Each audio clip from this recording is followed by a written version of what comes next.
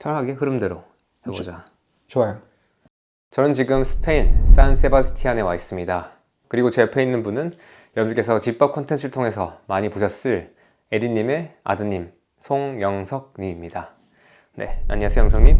안녕하세요. 네, 제가 최근에 이제 갭스 최신판 번역하고 출간한 작업들 마무리하고 아마 여러분들 이 영상을 보셨을 즈음에는 대형 서점 플랫폼이나 저희 겸엑스 라이프샵에 책이 나왔을 겁니다. 그리고 그 외에 올해 바빴던 일들을 마무리하자마자 어제 스페인으로 왔고 오늘 하루 동안 이렇게 시간을 같이 보냈습니다. 영성님이 어떻게 지내시는지 또 어떤 분인지 여러분들한테 소개하는 것도 좋을 것 같아서 이렇게 카메라를 켜게 되었습니다. 최근에 어떤 여정이었는지 설명할 수 있을까요? 저는 쇠빙선에서 일을 했고요. 극지연구소에 포함된 그 남북국을 연구하는 쇠빙선이었어요. 거기서 요리사로 1년 반 조금 안 되게 일을 했고요. 그리고 1년 정도를 쉬면서 뭘 할까 생각을 하다가 그 가진 돈을 가지고 스페인에 오게 된 거죠. 그게 언제였죠? 제가 여기 처음 온 날이 아마 4월 23일이었을 거예요. 작년 4월 23일이요. 23년 4월. 네, 23년 4월. 뭐 도전이라고 말할 수는 없지만 이왕 새로운 걸 하는 거면 제가 쉬운 선택을 하지 않는 상황을 원했던 것 같아요. 무조건 달라야 된다고 생각했어요. 지금 상황과는. 이제 2년 좀 안 되게 흘렀는데 네. 여기서 어떻게 지내셨어요? 저는 1년 학원에서 스페인어를 배웠고요. 일자리를 구해가지고요. 그래서 일도 하고 있습니다, 지금은. 부족한 스페인어를 가지고 일도 하고 있고, 또 가장 큰 변화는 또 오늘 만나보셨지만, 이제 아내가 생겨서 또 결혼 생활에 적응 중이라고도 할 수 있죠. 진짜 2년도 안 되는 시간 동안 많은 게 바뀌었네요. 많은 게 바뀌었죠. 영성님은 스스로를 뭐라고 이렇게 소개하거나 정의하세요? 모르겠네요. 저희가 지금 술을 좀 마셔서 이 회전이 조금 느린 건지 네. 아니면 질문 자체가 깊이가 있는 질문이다 보니까 이렇게 꺼내는데 시간이 조금 걸리는 건지 모르지만 누군가 저를 소개해 줄 때 이렇게 소개해 줬으면 좋겠다라는 건 있었던 것 같아요. 어떻게요? 꿈을 꾸고 그걸 이루는 사람. 그런 얘기를 들었을 때 기분이 되게 좋아요. 상상하고 그걸 만들어내는 사람. 친구들이 저한테 문득문득 그렇게 얘기를 해줄 때 그때 되게 힘이 나죠. 에리님도 요리를 되게 좋아하시고 오랫동안 했었고 제가 알기로는 에리님의 어머님, 네. 영성님의 외할머님도 요리에 엄청 진심인 분이라고 느꼈어요. 네. 근데 또 그게 영성님한테도 넘어서 왔네요. 그러게요. 원래 어릴 때부터 요리 좋아했어요? 아니요, 그렇진 않았어요. 어, 오히려 싫어한 쪽은 아니지만 그래도 요리사의 모습이라는 게 엄마의 모습이라면 내가 어렸을 때 봤던 저거는 안 쿨하다. 그래요? 어머니 모습이? 네, 저거는 쿨하지 않다. 어땠는데요? 저거는 내가 하고 싶은 모습이 아니다 라고 생각을 했죠.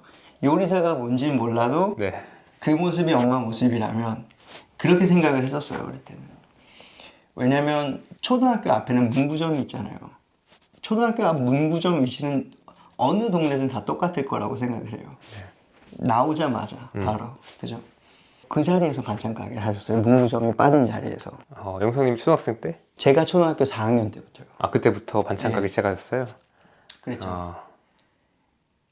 그러니까 이제 어머니도 정식으로 어디서 레스토랑에서부터 요리사 일을 쭉 배워서 하신 게 아니잖아요.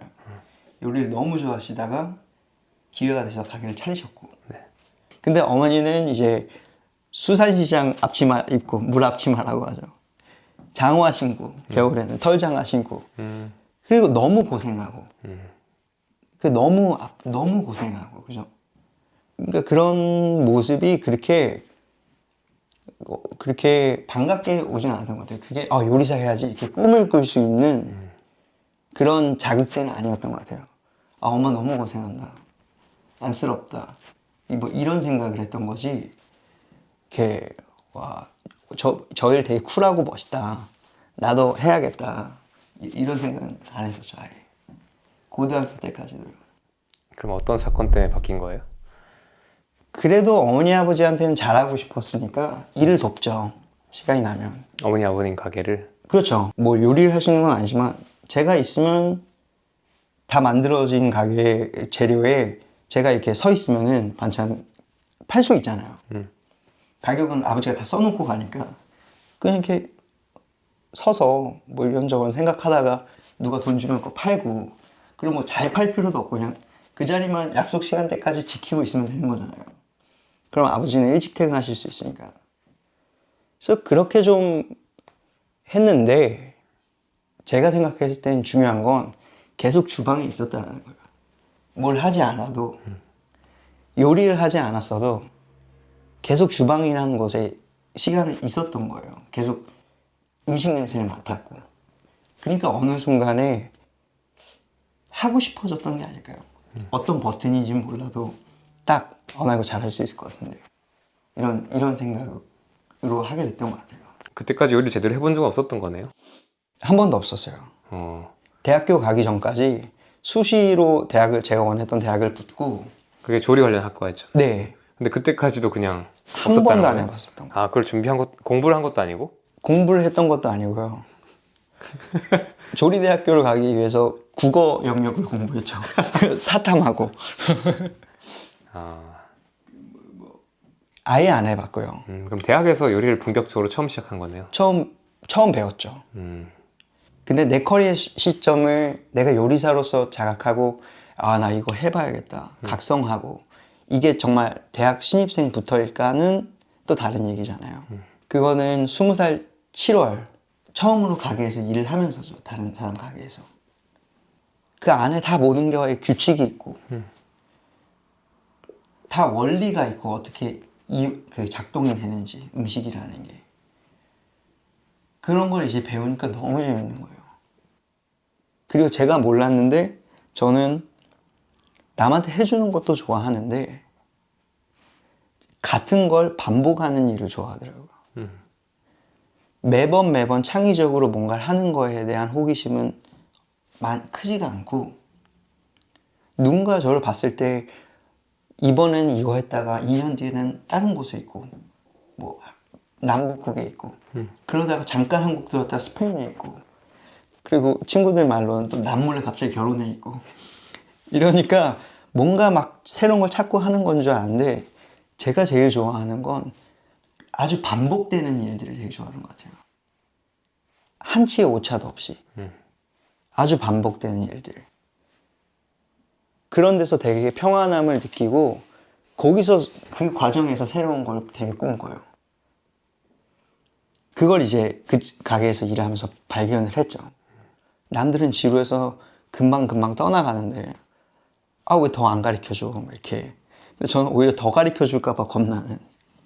이게 너무 재밌으니까 이제 손에 익었고, 이 과정, 이게 나 이거 진짜 일 끝날 때까지 할 수 있을 것 같은데, 이 대파 쏘는 일, 이 양파 까는 일, 이거 한 달 주면 한 달 내내 할 수 있을 것 같은데. 와. 이런 생각만 했던 것 같아요. 보통 우리는 이제 반복적인 일들을 되게 따분해하거나 좀 기피하잖아요. 주변에서 많이 요리를 그만두는 이유도 요리뿐만 아니라 뭐 다른 일을 일찍 그만두는 결정한 이유도 그 따분함인 것 같아요. 근데 저는 이 일 자체는 따분하죠. 이 일 자체에서 성취를 느끼기는 어렵죠. 양파 까는 일에서 하나하나에 이 양파에 의미를 부여하면 지쳐서 일을 오래 못해요. 근데 저는 이 반복을 하는 순간에 상상이라는 걸 하잖아요. 뭘 할까 앞으로, 어떤 모습으로 살까. 그러니까 이게 메디테이션이 되는 거예요. 걷는 것처럼. 그러니까 손으로 반복된 것만 하는 걸 뿐, 이렇게 혼자 시간을 계속 보내고 있는 거예요. 그래서 그런 걸 너무 즐거워했었어요. 지금도 즐겁고요. 예전에 그 대사관 파푸아뉴기니였죠. 파푸아뉴기니. 거기서도 있었고, 그 다음에 이제 세빙선 네. 1년 정도 탔었죠. 네. 근데 그런 것들에 있을 때는 어땠어요? 파푸아뉴기니 대사관에서 일했을 때는 계속 매일매일 제 한계를 느낄 수 있는 그 시기였죠. 너무 못했고, 그리고 그 이상으로 잘해야 되는 자리였고, 근데 제 한계가 이렇게 보이는 거죠. 잘해야 되는 게 있으면 내 한계는 여기. 그러니까 이제 그 갭에 대한 불안감을 계속 느끼면서 지냈던 거죠. 그리고 그래서 배를 타기로 결정을 한 거예요. 내가 앞으로 뭘 하고 싶은지 아주 반복된 일을 하면서 찾자. 1년 동안 상상하자. 근데 배라는 게 있네. 그 배가 또 파푸아뉴기니에 왔어요. 파푸아뉴기니의 동원 참치하고 사조 참치가 어업을 해요. 참치 어업을 해요. 파푸아뉴기니 해안에서요. 근데 파푸아뉴기니 북부에서 그 두 회사 중 기억은 안 나지만 한국 회사 참치 어선이 침몰을 했어요. 사고가 났어요. 그래서 북부에 있는 정글에서 원주민들이 구출을 해준 거예요. 그러니까 다친 사람은 없지만 한국 사람들하고 선원들이 거기에 있는 거죠. 그럼 대사관에서 이제 데려가야 하잖아요. 근데 코로나 시기라서 모든 국내선과 다 막힌 거예요. 그래서 이제 발만 동동 구르고 있을 때 남극에서 항해를 마치고 한국으로 돌아가는 아라우노가 데리고 간 거예요. 그래서 거기에 이제 신문 대문짝하게 나왔죠. 파푸아뉴기니 신문에. 네. 그래서 어라? 이런 게 있네. 그리고 나라배네. 코로나 때문에 행사가 없었기 때문에 외교부에는 또 언제 끝날지 모르고 대사님이랑 얘기해서 그만두게 된 거죠. 그래서 그 한 7개월 정도 쉬는 동안 그 선박 회사를 찾아서 네. 막 또 미친 듯이 찾아서 면접을 보러 가서 뭐 이렇게 저렇게 얘기하고 면접을 또 잘 보게 돼서 네, 바로 배를 탈 수 있게 됐어요. 2달간 훈련 받고 필요한 것들 따고 이제 끝났죠. 뭐든지 이렇게 잘 들어가시네요. 학교도 그렇고 예. 대사관도 그렇고. 노력한 거 대비 제가 쏟은 노력 대비 네. 이렇게 누가 잘 봐주는 것 같아요. 그리고 그 이유들이 제가 준비해온 그 막 이유하고 달라요. 나는 이것 때문에 뽑혔겠거니 생각을 했으면 그 사람들은 제가 전혀 생각하지 못한 이유로 뽑았다 하더라고요. 예를 들면 예를 들면 배를 탈 때 유일하게 저만 어떤 직군에서 일하는지, 내 직위가 뭔지, 급여가 얼마인지 안 물어봤다 하더라고요. 아, 저도 몰랐어요. 나 어떻게 대우해 줄 거에 대해서 물어보지 않은 사람이라는 거죠. 네, 그냥 요리사 뽑는다고 하고 돈도 뭐 준다고 하니 갖고 저한테 필요한 건 시간이었으니까요. 1년 단절돼서 생각하고 적고 생각하는 건 늘 일상이지만 그걸 아주 집중적으로 할 시간이 필요했던 거니까요. 그러니까 다른 건 크게 중요하지 않았죠. 배를 380 며칠을 탔었죠. 387일 네. 탄 것 같아요. 그 시간은 영성님한테 어땠어요? 그 시간은 너무 귀했던 것 같아요. 그 귀하다는 게, 아, 내가 꾸준할 수 있구나. 이거를 딱 느낀 거예요. 아, 원래 꾸준하지 않다 사겠어요? 저한테 가장 큰 결핍은 계획하는 것과 그걸 꾸준하게 이행하는 힘이 부족하다고 생각했어요. 어릴 때 눈사람을 만들면 눈사람을 만들어 본 적이 없어요. 몸통만 크게 만들다 결국은 질려가지고 이제 집으로 가는 거예요. 머리라도 작게 만들어서 올려야 되는데 결국은 못 끝내는 거죠. 아, 난 제일 큰 눈사람 만들어야지. 몸통만 크게 만들고 이제 힘드니까 이제 그만하고 나뭇가지 찾는 게 귀찮으니까 팔 안 꽂고 이제 그렇게 지내면서 계속 생각을 하고 내 문제점이 뭘까 하니까 아, 나는 그 부분이 훈련이 안 됐구나. 특히 어머니 아버지가 뭐 그런 부분에 있어서 저를 책망하거나 나무라지 않았으니까요. 그 막 의무감으로 이렇게 하시진 않으셨고. 그러니까 아, 난 이거 훈련이 안 됐네. 아, 이거 어떻게 해야 되나. 난 그런 사람이고 싶은데. 남들처럼 꾸준하게 해보는 사람이 좀 되고 싶은데. 그래서 그런 훈련도 하라고 간 거예요, 사실. 근데 됐잖아요, 387일 글 쓰는 게. 그리고 저는 매일 일기 쓰는 거 말씀하시는 거죠? 네. 그거를 크게 의미 부여를 안 했거든요. 근데 그게 책이 나왔잖아요. 그래서 사람들이 저를 꾸준한 사람으로 기억을 해주는 거예요. 그래서 되게 저한테 아, 나 꾸준할 수 있구나. 그리고 지금도 뭔가를 하면 먼저 시작하는 건 아, 꾸준하게 해야지. 딱 이 단어부터 던지고 시작을 하는 것 같아요. 그걸 배웠던 시간이기 때문에 너무 귀하죠. 너무 귀하죠. 그때 쓰신 일기가 이제 책으로 나왔잖아요. 네. 또 제가 예전에 인스타그램이나 또는 유튜브에서 또는 저희 집밥 영상에서 몇 번 소개됐었는데 한 40대 50대 이상의 분들, 네. 60대 이상의 분들이 이 책을 읽으면서 스스로를 좀 다르게 보게 되고 또 자녀와의 뭔가에 대해서도 약간 다른 관점을 가지게 된다는 말을 하시더라고요. 보면서 어떤 반성하는 부분도 있고 되게 저렇게 하루하루 착실하게 꾸준하게 하는 것 자체가 멋이고 되게 아름답고 되게 귀하다라는 느낌을 그 일기가 담아내더라고요. 그래서 그 책이 이 책인데요. 이거 하고 나서 이제 사람들한테 연락이 좀 많이 왔다고 들었어요. 책을 내고 나서요. 네. 책을 내고 나서는 반응이 아예 없었죠. 근데 이제 홍보를 해주시고 네. 그때 반응이 많이 왔었어요. 뭐 책을 잘 읽었다고 연락을 주시는 분도 있고 이렇게 사연을 써가지고 뭐 본인도 이런 상황이다. 마음이 이랬었는데 책을 읽고 나아졌다. 혹은 우리 아들이 이런 상황인 것 같은데 뭐 어떤 말을 해줄 수 있겠냐. 근데 저는 제 책을 아직 안 읽었거든요. 왜요? 그때하고 마음이 크게 바뀐 게 없어요. 그때 가지고 있는 고민이 여전히 고민이에요. 그 배 타기 전에 했던 고민? 배에 타면서 적었던 불안감이나 그런 갈증들이 네. 여전히 제가 느끼고 있어요. 아, 그래서 읽었을 때 그렇게 막 반갑지 않은 것들도 많아요. 불편해요. 불편해요. 완전히 끝난 인연처럼 이렇게 탁 털어놓고 얘기를 할 수 있는 게 아닌 것 같아요. 혹시 그 중에서 하나만 얘기해 줄 수 있는 게 있어요? 여전히 요리사로서 불안하다는 거죠. 여전히 결핍을 느끼고 더 나아지고 싶어서. 근데 어떻게 해야 되는지 모르고.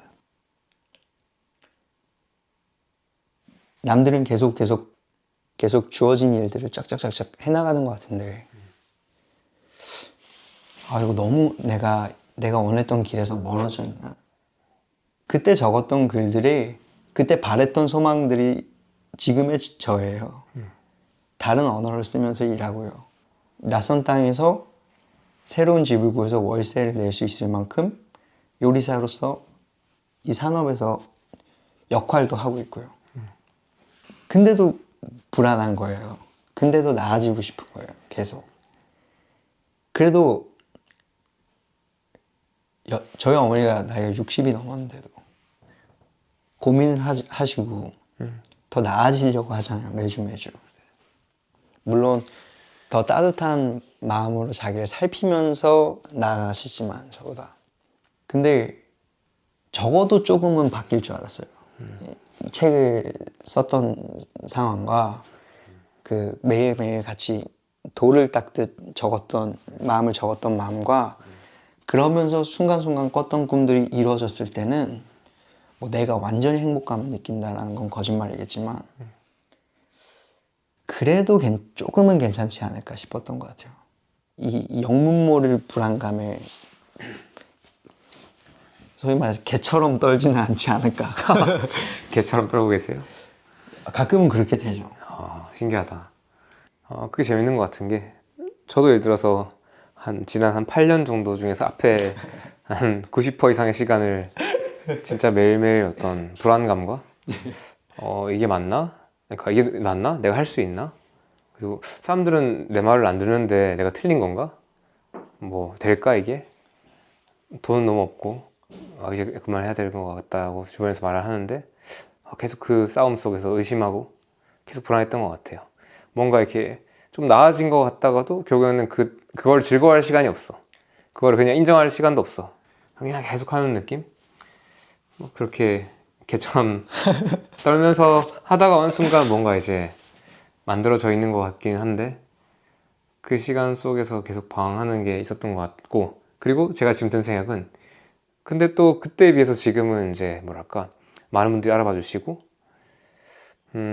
금전적으로 이제 막 엄청 넉넉하진 않아도 부족함이 없는 상태, 네. 주변 사람들도 다 이렇게 잘 있는 상태, 그리고 그냥 내가 원하는 것들을 잘 하고 있는데 되게 신기한 건 또 인간이 간사하게, 저란 인간이 또 거기에 새롭게 적응을 하고, 그때는 월급 줄 돈 없어서 불안했다면 지금 월급 줄 돈이 있는데 너무 당연해진 거야. 아, 그러니까 그게 되게 스스로가 되게 싫더라고요. 네. 그러니까 예전에 되게 너무 원했던, 이것만 됐으면 좋겠다 했던 것들이 뭔가 이렇게 일반적으로 뭔가 올라왔을 때 다시 익숙해지고 더 원하게 되고, 다시 나는 또 불안해지거나 가끔씩 뭔가 허무해진 느낌도 있고요. 그래서 인간의 마음이라는 게 원래 그런가라는 저는 생각 들기도 하고, 이게 젊을 때 원래 그래야 되는가? 아니면 나이 들 때까지 계속 그러는 건가? 또는 지금 문제가 있는 건가? 이렇게 의심도 하게 되는 것 같아요. 저도 요새 좀 비슷한 고민을 해요. 그러니까 원래 사고 체계가 그렇게 작동을 하는 건가? 아니면 내가 그냥 이 시기를 불행하기로 결정을 한 건가? 그러니까 결정을 해서 사고 체계 판단을 그렇게 하려고 하는 건지, 누가 좋게 말해주면 좋아야 하잖아요. 네. 아이들은 누가 칭찬을 해주면 기뻐하잖아요. 선물을 받으면 방방 뛰잖아요. 네. 근데 이 제어하는 걸 넘어서, 뭐 그러지 말아야지, 이렇게 제어하는 걸 넘어서 그 순간에도 불행해질 방법을 이렇게 찾으려고 하는 사고 체계도 있는 것 같아요. 뭔가 그러기로 역할극을 결정한 사람처럼. 그러니까 제 숙제는 그렇다는 가정을 두고 어떻게 하면 이걸 바꿀 수 있을까? 이 회로 자체를 한번 딱 갈아 낄 수 있을까? 이런 생각을 하죠. 그리고 그거에 제일 필요한 건 운동이라고 생각을 하고요. 왜요? 운동마다 다르지만 저는 지금, 예전엔 주짓수를 했고 지금 복싱을 하고 있는데요. 상황에 놓여서 정신없이 하는 걸 좋아해요. 가면 해야 되잖아요. 그 훈련을 하냐 못하냐만 딱 주어지잖아요. 헬스처럼 내 의지로 해야 될 것도 아니고 옆에서 막 쏘아붙이는 걸 내가 이행하냐 못하냐로만 되는 게 너무 좋아요. 그렇게 하고 끝나면 뭔가 탁 털어낸 것처럼 또 한 주 이렇게 한번 다시 해볼 이렇게 마음이 딱 생기더라고요. 운동과 노동이 필요해요, 저는. 운동이든 노동이든 이렇게 자꾸 몰입하고 싶어 하시네요. 그런 것 같아요. 무언가로부터 피하려고 하는 것도 있어요. 저는 보통 이제 제가 뭐랄까, 제 안에 어떤 피하고 싶은 게 있을 때, 네. 나중에 보면 피하고 싶은 게 있을 때 제가 자꾸 멈추지 않고 뭔가를 하더라고요. 진짜 그걸 하고 싶어서가 아니라. 그럴 수 있을 것 같아요.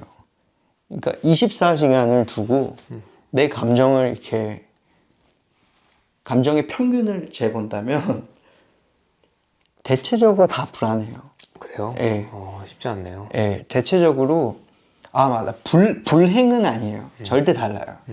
계속 어떻게 하면 잘할 수 있을까? 이런 생각을 계속해요. 그렇다고 해서 불행하지는 않아요. 근데 계속 이 불안감이, 초조함과 불안감이 있어요. 그러니까 몰두하는 시간은 괜찮은 것 같아요. 우리는 계속 평생 이러지 않을까 싶기도 해.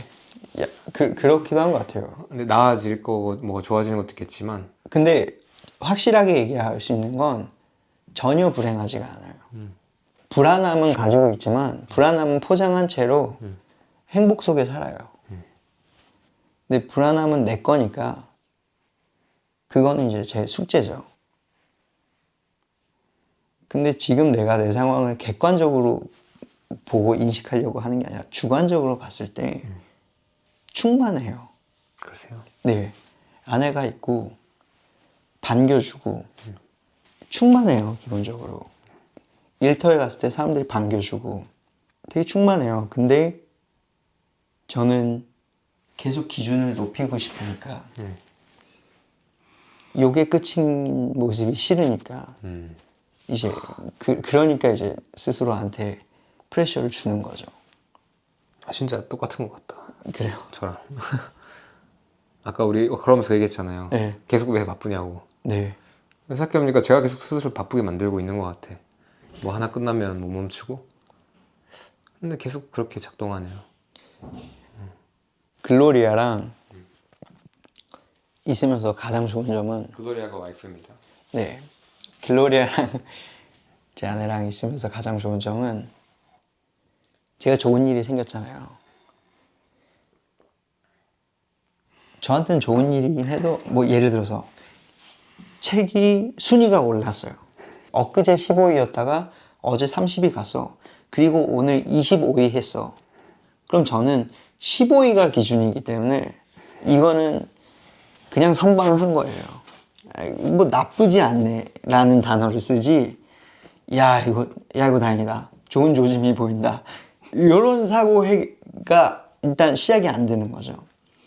근데 아내는 축하해, 오늘 파티하자 로 시작을 해요.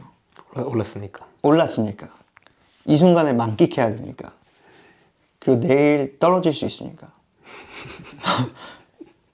그러니까 그런 데서 처음에는 너무 요란이야, 이거 요란 떠는 것 같고 15위 넘으면 하자. 근데 글로리아는 되게 멍청한 소리라고 생각을 하는 거죠. 그게 왜 멍청해요? 지금 즐겨야 되니까. 감사하고. 그죠. 그러니까 얘는 15위 정작 15위 했을 때도 안 좋아했었으면서 1위가 아니니까 걔 눈에는. 근데 이제 와서 이런 소리를 하고 있으니 되게 바보 같은 소리를 하는 걸로 생각을 하죠.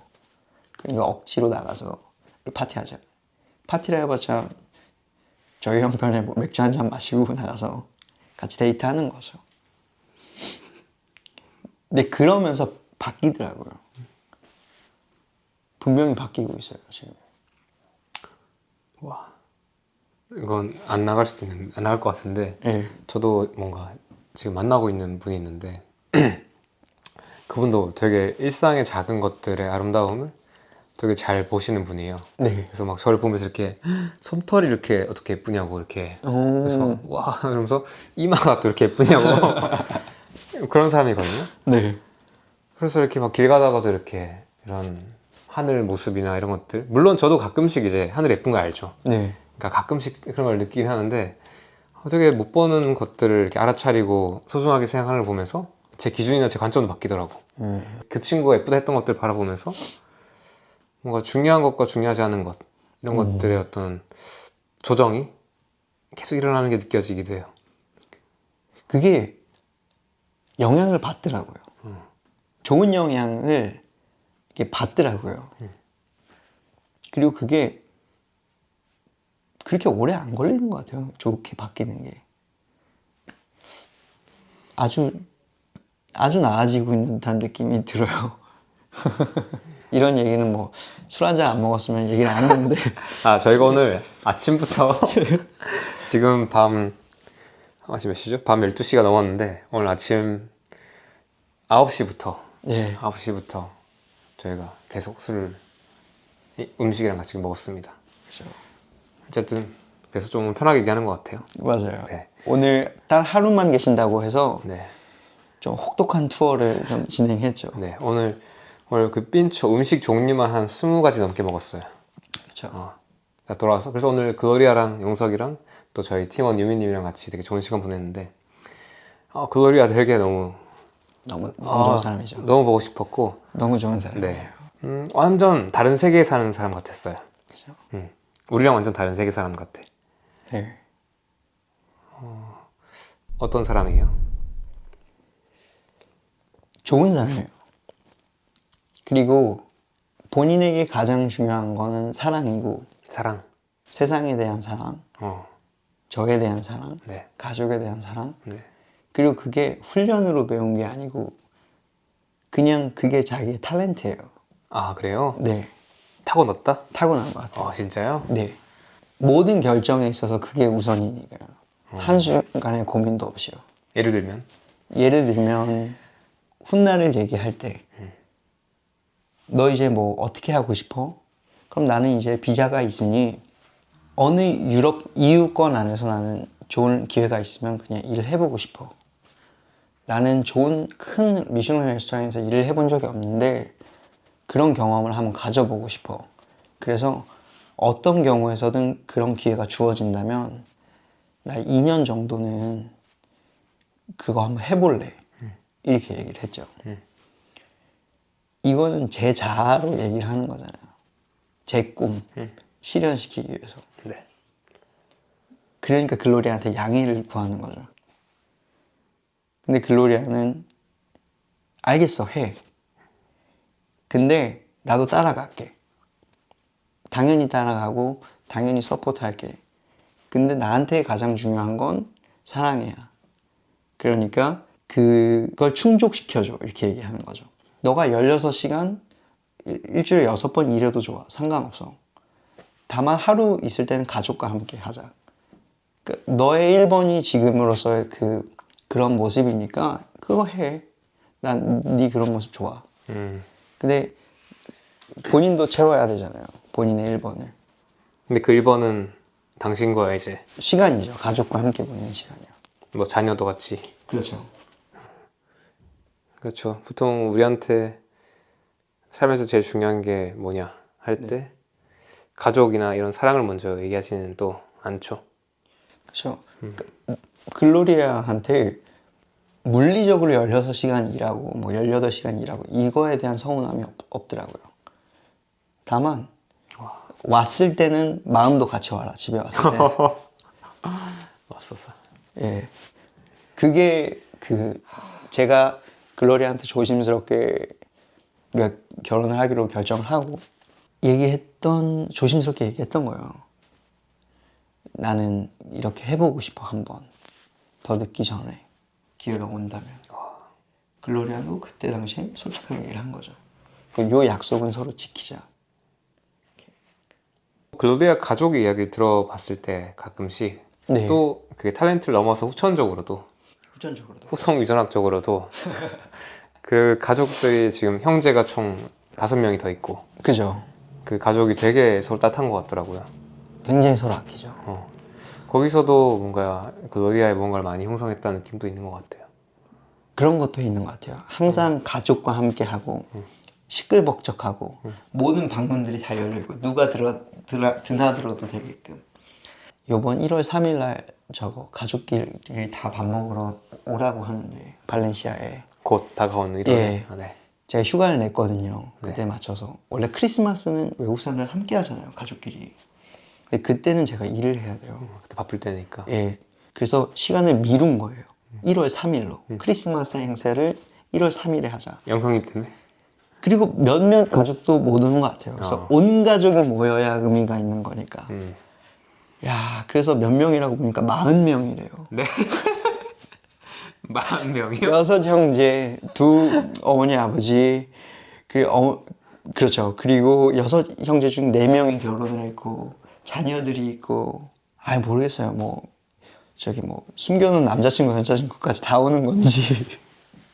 뭔가 이 가치라는 게 무엇인가에 대해서 가지고 있던 생각이 되게 좀 움직이는 것 같아요. 특히 저도 약간 지난 1년 정도, 2년 정도, 2년 정도 이거 일하면서 이런저런 성취를 해보잖아요. 네. 또 생각보다 그렇게 아직 나이가 많지 않으니까. 근데 아까 영성님 얘기했던 것처럼 다 익숙해지더라고.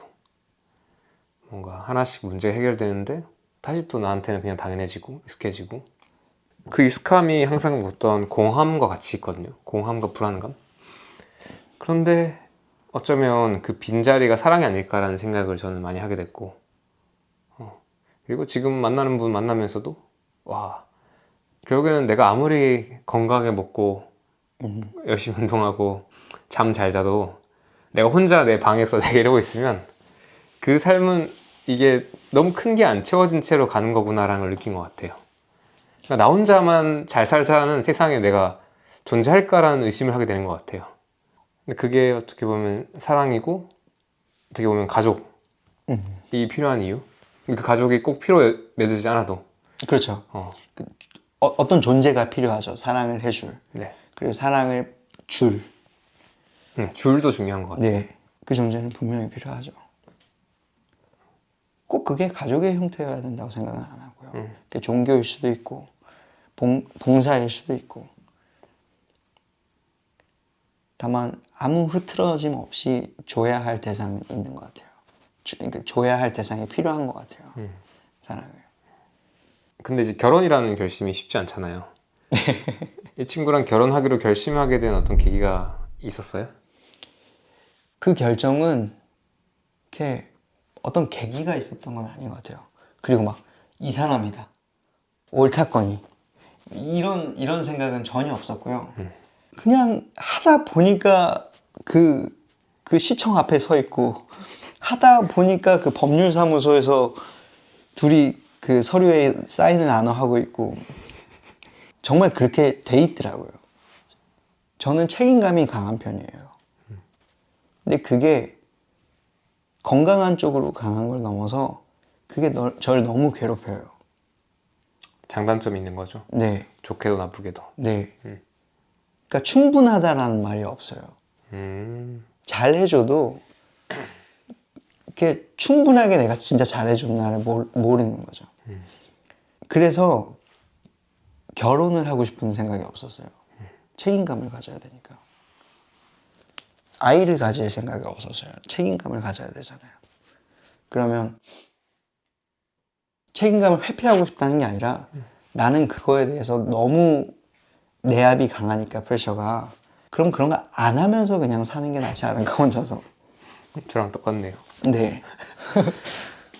아니 뭐 책임감 좋죠. 근데 한 번은 뭐 내 책임감에 내가 지쳐서 표정 완전 이렇게 막 그게 두렵잖아요. 예. 그렇게 불편하게 할 것 같고. 그리고 그렇게 얼마나 많은 사람을 불편하게 해온 역사가 있는데요, 제가.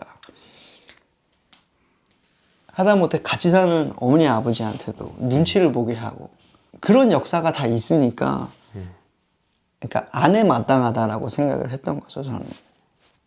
그래서 결혼에 처음에 적응 중이라고 얘기했던 것도 굉장한 노력이 필요한 것 같아요, 일처럼.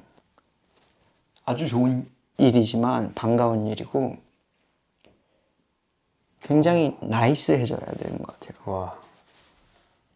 나이스해지려고 계속 그 경계선을 이렇게 잡고 있어야 된다고 하나. 긴장할 필요는 없지만 네, 그러려고 하는 것 같아요. 오. 래퍼 빈지노 씨가 인터뷰에서 했던 말이 생각나는데 네, 그분도 결혼하셨잖아요. 네. 그분이 자기는 결혼을 일처럼 해야 된다 생각한다 하더라고요. 아, 정말요? 결혼 생활을. 어, 그러니까 상대한테 내가 당연한 거 없고 비즈니스 하듯이. 그러니까 물론 그렇게 계산적으로 하자는 건 아닌데 네, 그렇게 적절한 어떤 주체성을 가지고 내가 이 사람한테 당연하게 여기는 거 없이 마치 비즈니스 하는 것처럼 이렇게 챙기고 네. 피드백하고 해야 된다. 내가 해야 하는 일들을 지키고. 네, 그러니까 우리가 마치 이제 결혼하고 나면 그런 약속들을 되게 너무 당연하게 여기잖아요. 네. 안 지키는 거를. 근데 그런 약속들을 마치 비즈니스 하듯이 지켜야 된다라는 말을 했던 게 기억이 나요. 예, 같은 맥락일 수 있을 것 같아요. 요새는 좀 그런 생각을 많이 해요. 혼자서 지낼 때는 불안함에 지쳤으면 불안한 티를 계속 내면서 집에 있어야 되잖아요. 그냥 그 맛에 사는 거예요. 오늘은 불안한 맛에 간다. 나 오늘 요대로 간다. 그래서 그 느낌으로 술 먹고 그 느낌으로 상상하고 막 그렇게 보냈다면 지금은 그게 다른 사람한테 영향을 주잖아요. 그 에너지가. 이젠 그러면 안 되죠. 그러니까 글로리아한테 얘기를 하죠. 그렇다고 그걸 컨트롤해서 들어올 수는 없으니까 나 지금 되게 불안해. 복싱장 먼저 갔다 올게. 집 들어가기 전에. 이런 식으로 얘기를 미리 하죠. 그럴 수 있다. 네. 그리고 그게 이제 그 친구도 좋은 시간 보내고 와라. 이렇게 되니까 그게 돼요. 왜냐면 저는 노력을 하는 거잖아요. 나이스해지기 위해서. 같이 사는 게 어렵진 않았어요? 지금도 어려워요. 글로리아여서 어려운 게 아니라 맞아요. 예, 누구랑 같이 사는 게 혼자 사는 것보다 쉽지는 않아요. 좋은 점도 있지만 예, 좋은 점은 만 가지라고 하면 혼자 사는 거에 비해 혼자 사는 거에 대한 좋은 점은 몇 개 안 돼요. 근데 그게 너무 커요. 그 좋은 점이 아주 크죠.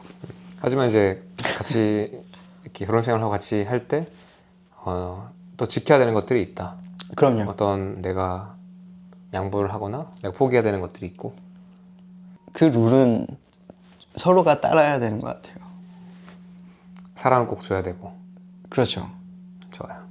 제가 올해 되게 들었던 말 중에 되게 기억에 남는 게 그 김주환 교수님께서 식사하면서 얘기해 주셨는데 capacity to love, 우리가 사랑할 수 있는 능력을 얘기하잖아요. 네. 근데 사랑받는 것도 능력이다라는 말씀 하시더라고요. 아하. capacity to be loved를 얘기하시더라고요.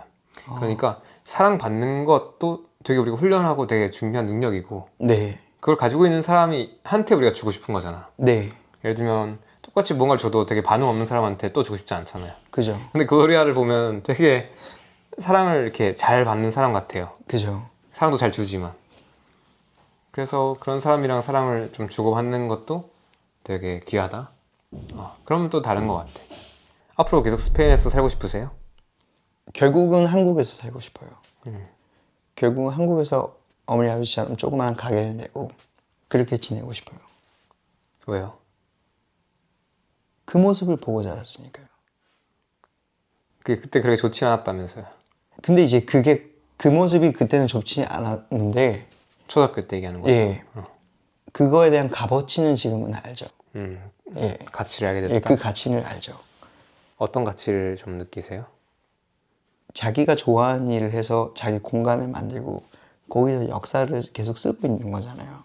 제가 결국은 거기에 있었었고 허수아비처럼 그냥 잔돈만 거슬러 줬지만 있었었고 그게 영향이 돼서 요리사가 됐고 그래서 계속 꿈을 크게 꾸고 계속 꾸고 있고 아주 강하게 꾸고 있고 그리고 나서 다시 그런 모습으로 하고 싶은 거예요.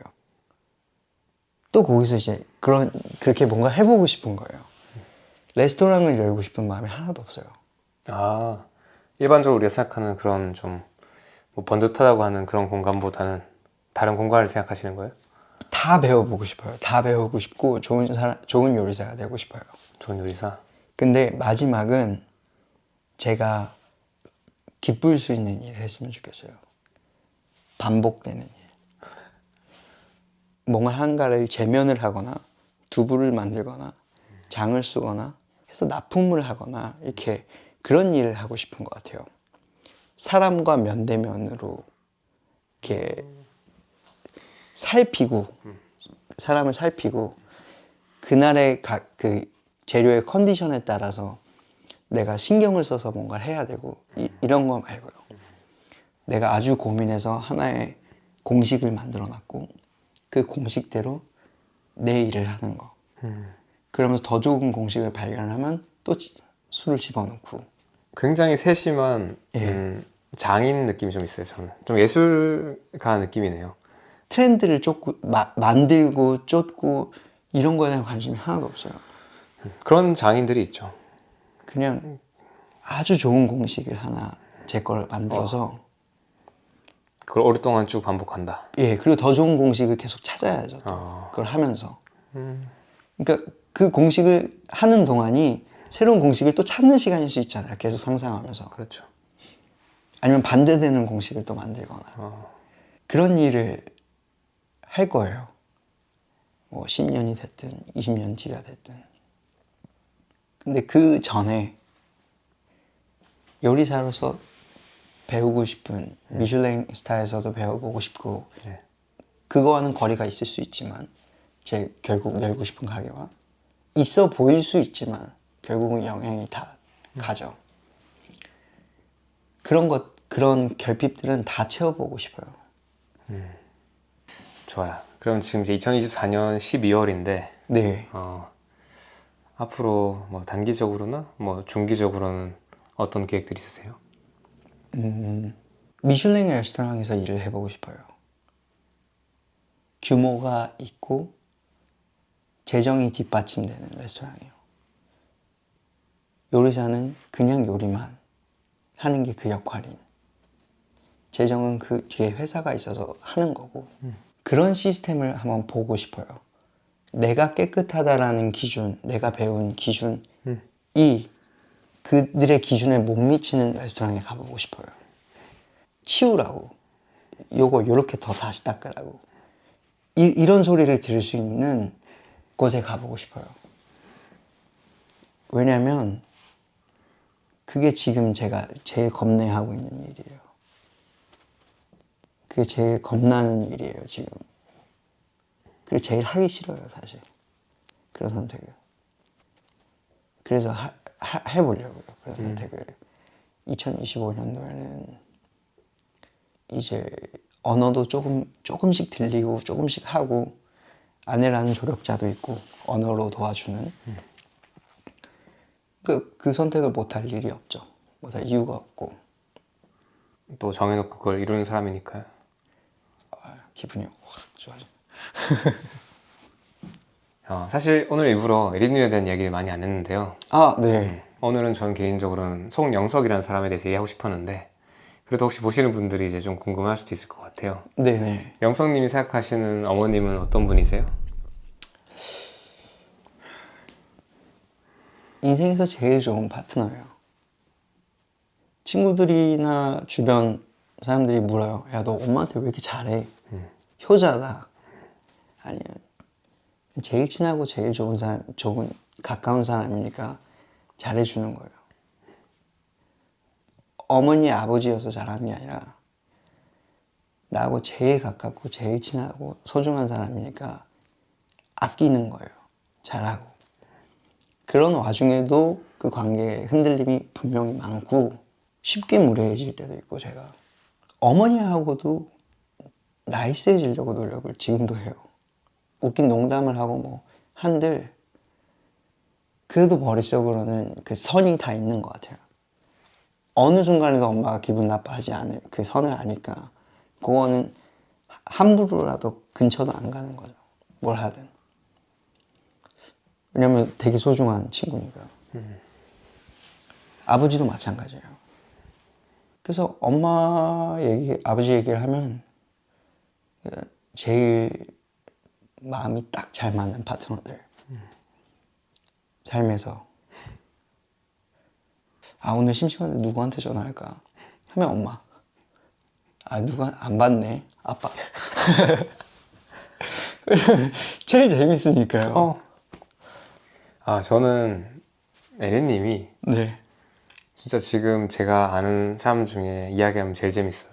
그죠? 집 앞 촬영할 때 일찍 갔을 때나 끝나고 나서 또 한참 얘기하거든요. 네. 제가 뒤에 일이 없으면. 그럼 그냥 계속 얘기하게 돼요. 계속 너무 얘기해요. 재밌어요. 그때 또 하루는 또 촬영 끝나고 아버님이랑 편의점에서 만나가지고 그 앞에 공원 가가지고 이렇게 웨하스랑 그 음료수 사주셔가지고 네. 너무 재밌더라고요. 그럼요. 그 웨하스하고 음료수요? 네. 야, 아버지 그날 세게 쓰신 거예요. 아버지는 아버지의 최선을 분명히 한 거죠. 마음을 완전하게 전한 거죠. 웨하스의 크림 맛이었나요? 모르겠어요. 제가 진짜 너무 오랜만에 먹어본 아마 과자였어요. 크림 맛일 겁니다. 저는 이제 개인적으로 아시겠지만 에리님한테 되게 많은 걸 받았어요. 네. 그래서 지금 어머니라고, 사실 저도 이제 어머니라고 그냥 생각한 지 꽤 됐고, 그래서 감사한 마음을 가지고, 그리고 저는 되게 제가 매개체라고 느끼거든요. 네. 어떤 존재의 매개체일 수도 있고 어떤 이 전체 흐름에서 되게 쓰이고 있다고 생각하는데, 이것들이 다 가능하게 만들어준 가장 소중한 사람이 에리님이고, 어떻게 보면 그 에리님의 가족, 그래서 남편 스테파노님이랑 영성님, 또 경진님, 그 네 사람이 저한테는 지금 진짜 어떤 가족, 그리고 제가 죽는 날까지 그렇게 가족으로 모셔야 된다는 생각을 하고, 물론 제가 그렇게 살가운 사람도 아니고 제가 제 친한 친구들이랑도 1년에 한 2번 만나거든요. 저희 가족도 제가 1년에 한 2번 만나요. 근데 지금 에리님이랑 거의 그럼 나머지 362일은 누구 만나면서 지내세요? 저는 거의 대부분 혼자 시간을 보내요. 혼자 공부하고 일하고. 야, 근데 그게 저는 엄청 시간이 빨리 지나가요. 한 2주 지난 것 같은데 한 달 지냈어요. 와, 그러니까 약간 2배 정도로 흐르는 것 같아요, 속도가. 진짜 몰두를 하고 계신 거 같네요. 그럴 수도 있어요. 네. 그래서 올해도 그냥 한 6개월 지난 것 같은데 벌써 이제 추워져 버렸고, 얼마 전에 에린님이랑 했던 말이 생각나.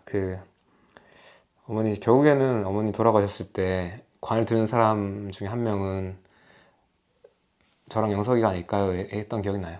어떻게 그 사이에 어떤 재미일들이 일어날지, 또 힘든 일이 있을지 모르겠지만, 저는 영석님도 마치 제 진짜 동생이라고 느끼고, 그래서 어쩌면 여러분들한테 이제 이렇게 대놓고 책 공부를 하고, 여전히 지금 그 때때로 맑은 책 공부를 하고, 진짜 좋은 책이에요. 올해 이걸 읽으면서 진짜 또 매일 밤마다 이렇게 한 하루 이틀 정도의 일기씩을 훔쳐보면서 네. 되게 많이 저도 영감받고 올해 이 책 읽으면서 되게 많이 받았습니다. 감사합니다. 그래서 이를 소개해드리고 그냥 영성님 제 동생이라고 생각하고 뭔가 이번 방문 때 처음 우리가 만나서 얘기하는데 저한테는 되게 좋은 동생이 생긴 것 같아서 너무 좋아요. 너무 좋습니다. 저도 좋아요. 먼 길까지 와주시고 또 너무 편안했고 오늘 그냥 너무 좋았어요. 다 전부 다 좋았었어요 오늘. 이 긴 영상을 보신 누군가에게 전하고 싶은 말이 있다면 뭘까요? 오전부터 이제 쭉 음주가 이어지다 보니 제가 말을 잘 했는지 안 했는지 모르겠는데 참 솔직하려고 노력을 한 것 같아요. 얘기를 하는 과정, 지금 대답을 하는 과정에서. 그리고 이 솔직함이 누군가한테는 좀 이렇게 닿아서 도움이 됐으면 좋겠습니다. 각자 인생을 잘 살아야겠죠. 이상입니다.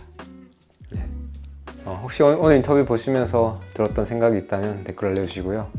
저희 또 한 1년 뒤쯤이나 언제나 때가 됐을 때 영성님 또 어떻게 지내시나 보겠습니다. 혹시나 영성님의 인스타그램 계정이 궁금하신 분들은 여기 적어 놓을게요. 네. 오늘 저 이렇게 시간 같이 보내주셔서 고맙습니다. 영광이었습니다. 오늘 저도 되게 행복했어요. 오늘 푹 주무십시오. 아마 꿀잠 주무실 겁니다. 이제 우리 자야 돼.